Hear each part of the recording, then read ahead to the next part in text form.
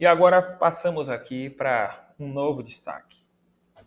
Havendo assumido uma natureza humana no ventre de Maria Virgem, possuindo ele, por conseguinte, duas naturezas, a divina e a humana. E aqui temos 5 perguntas, que talvez a gente demore em alguma ou em outra, mas vamos pensar nessa primeira pergunta aqui. Por que o Filho assumiu uma natureza humana? Por que precisou o Filho assumir uma natureza humana? Nós podemos pensar a respeito de várias coisas, né, para a sua glória, né, para a sua majestade, para o seu louvor, mas só existe um motivo.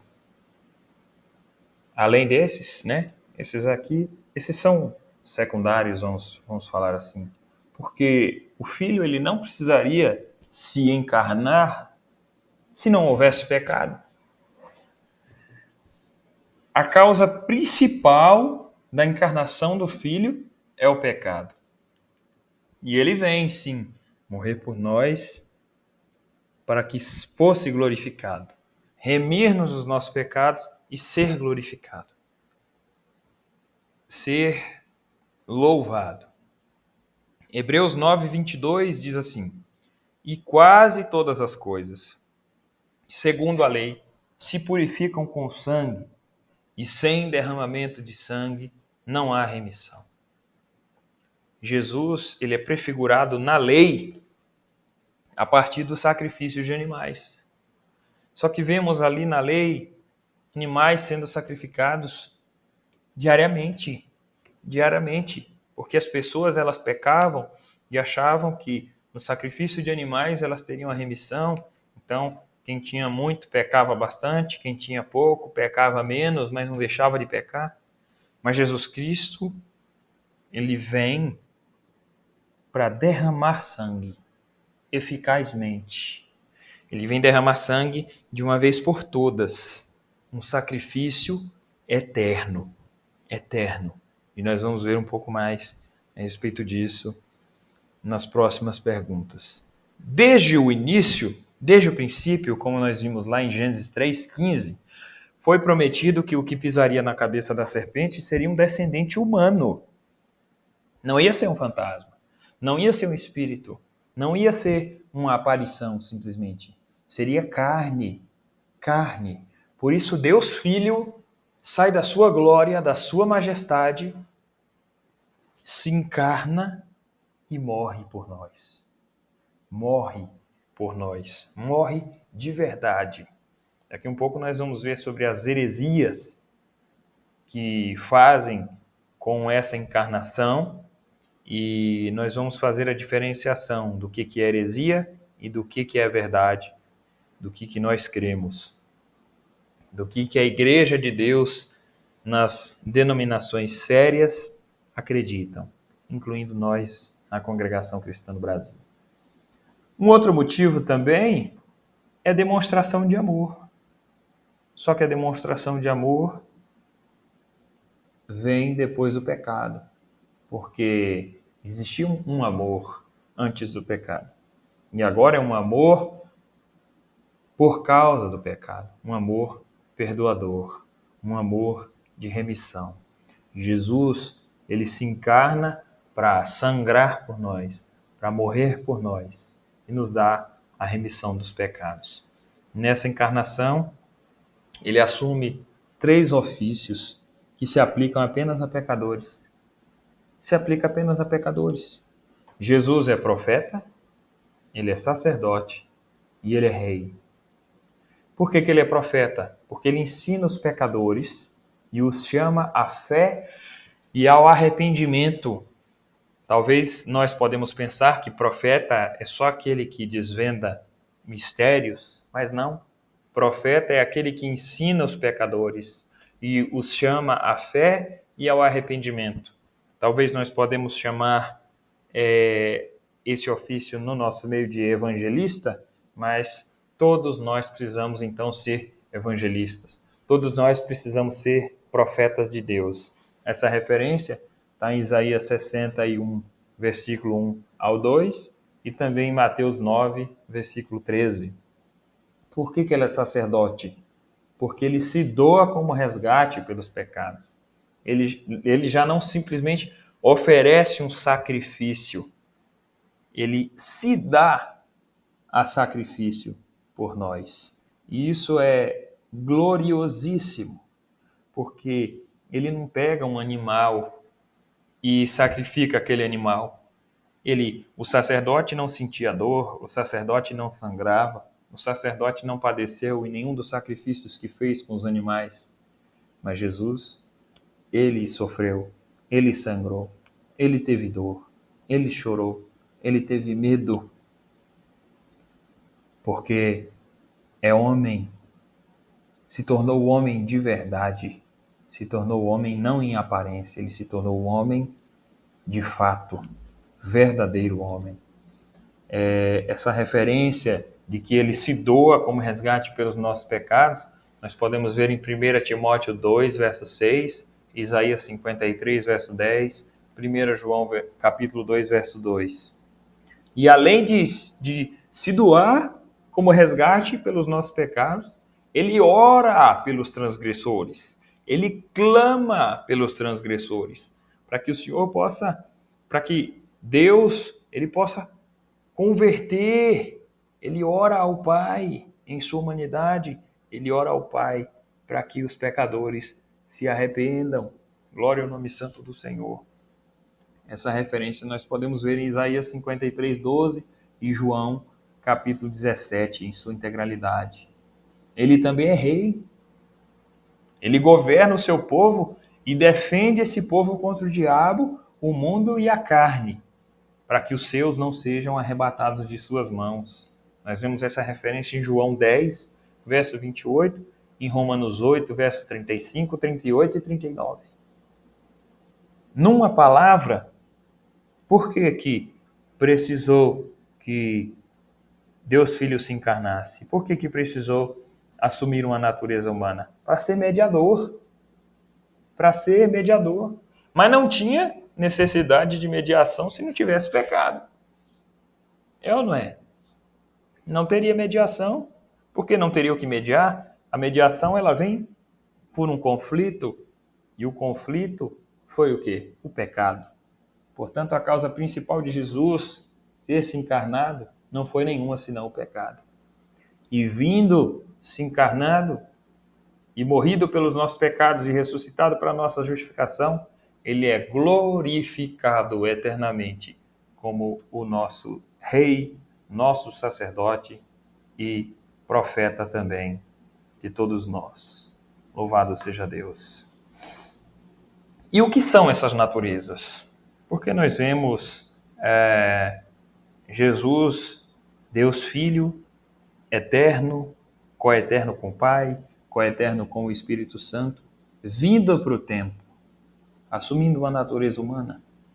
O que são essas naturezas? Ele é divino e humano ao mesmo tempo. Ao mesmo tempo. Ele tem uma mente humana, tem uma mente divina. Ele é Deus e ele é homem. Deus Filho se tornou plenamente humano, sem nenhuma diferença a não ser o pecado. Ele não tinha pecado. Ele nasceu sem pecado e morreu sem pecado, ainda que foi tentado em tudo, mas sem pecado. A essa doutrina dessas duas naturezas nós chamamos de união hipostática. União hipostática, que é a união de duas naturezas em uma só pessoa.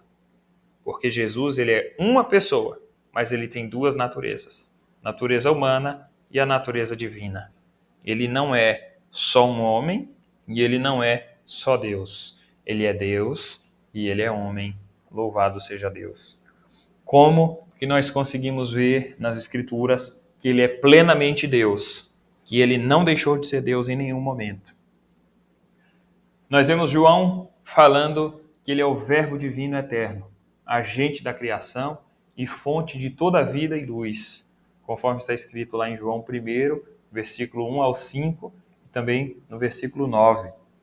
Jesus ele afirma em várias ocasiões, eu sou, uma declaração particularmente significativa, uma vez que eu sou, como ele fala lá em João 8, 24, 28 e 58, é uma expressão usada como nome de Deus na tradução grega, que é a Septuaginta, quando Deus fala com Moisés lá na sarça, em Êxodo 3,14.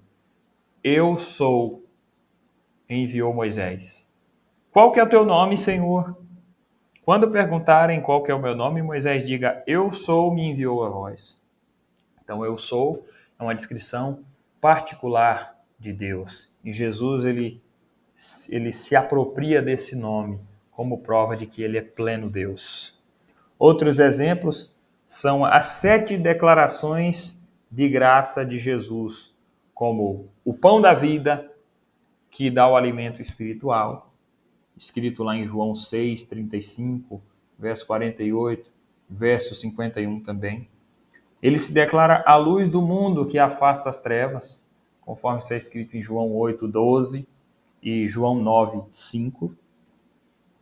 Ele é a porta para as ovelhas que dá acesso a Deus, conforme está escrito em João 10, versos 7 e 9. Ele é o bom pastor que protege as ovelhas do perigo, conforme está escrito em João 10, verso 11 e verso 14. Ele é a ressurreição e a vida que vence a morte, conforme está escrito em João 11, 25, na bem conhecida passagem de Lázaro. Ele é também o caminho, a verdade e a vida que conduz à comunhão com o Pai, conforme está escrito em João 14, verso 6. E ele é a videira verdadeira que sustenta os ramos para que deem fruto, conforme está escrito em João 15, versículo 1 e versículo 5. Num momento crítico de Tomé, ele se prostrou e adorou o Senhor Jesus, dizendo, Senhor meu e Deus meu. Tomé declara Jesus como Deus e o adora, porque Jesus ele é digno de adoração. Essa passagem está escrita lá em João 20, verso 28. E na sequência, Jesus ele profere uma bênção sobre todos os que creem. E João recomendou com insistência a seus leitores que tivessem a mesma fé, conforme está escrito lá em João 20, nessa mesma passagem, verso 29 ao 31. Jesus, ele fala para Tomé ali, bem-aventurados os que não viram os meus cravos e minhas feridas e creram. Ele estava falando de quem, irmãos? Ele estava falando de nós. Nós que não vimos, mas cremos. Louvado seja Jesus. Louvado seja Deus que se encarnou para perdoar os nossos pecados e nos dar a vida eterna. Mas vimos que ele é plenamente Deus, mas será que era plenamente homem também? E eu posso dizer para vocês que sim, plenamente homem. Ele nasceu e cresceu, conforme está escrito em Mateus 1, verso 18 a 25, Lucas 2, verso 40 e verso 52. Ele teve uma vida familiar. Ele teve família, conforme está escrito em Marcos 6, 3 e Lucas 2, 51. Ele teve uma vida social, olha só. Jesus ia em casamento. Jesus ia nos lugares onde as pessoas estavam. Ele não era uma estátua. Nós podemos ver em João 2, versículo 1 ao 11, Mateus 11, versículo 19. Jesus teve fome, conforme está escrito em Mateus 4, verso 2. Jesus sentia sono, conforme está escrito em Mateus 8, versículo 24. Jesus sentiu cansaço, conforme está escrito em João 4, versículo 6. E eu já faço uma observação aqui, eu estou citando várias referências bíblicas. Se os irmãos sentirem no coração, podem anotar essas referências, podem voltar o vídeo, podem anotar e depois fazer a conferência. Mas seguindo aqui a humanidade de Jesus, Jesus chorou, conforme está escrito em João 11, verso 35. Jesus se sentiu sozinho, irmãos, conforme está escrito em Mateus 26, verso 36 ao 40. Jesus sentiu a agonia do medo a ponto de suar sangue, conforme está escrito em Lucas 22, 44. Sangrou pela dor dos açoites também, conforme está escrito em João 19, verso 1.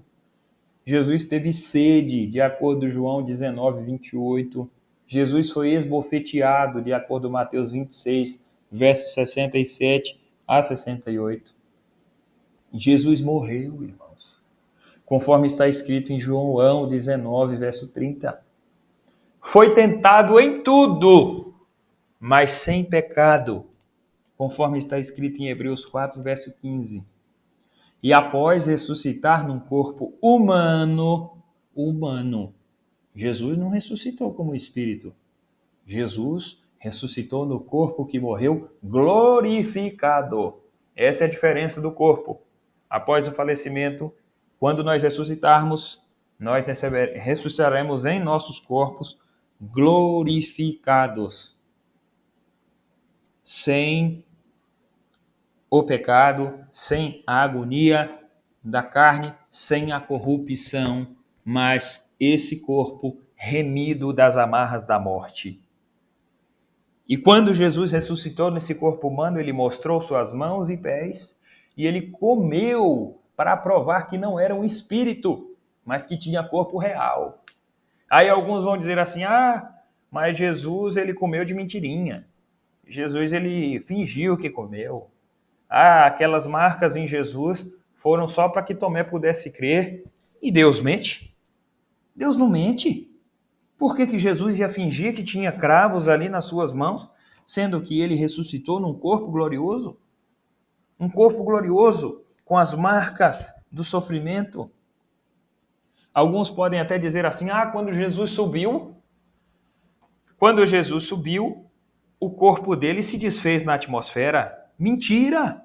Mentira! A Bíblia não diz isso. A Bíblia diz que Jesus subiu aos céus no corpo que ressuscitou, no corpo que foi ferido, no corpo que sofreu as chagas, no corpo que foi açoitado e cuspido pelos soldados romanos. Glória a Deus nas alturas. A Bíblia não diz que o corpo de Jesus foi desfeito em lugar nenhum. E não diz que Jesus ressuscitou em espírito. E quando se fala de corpo espiritual na Escritura, é esse corpo nosso aqui, glorificado, revestido de incorruptibilidade, revestido de imortalidade, conforme está escrito em 1 Coríntios 15. Glória a Deus nas alturas.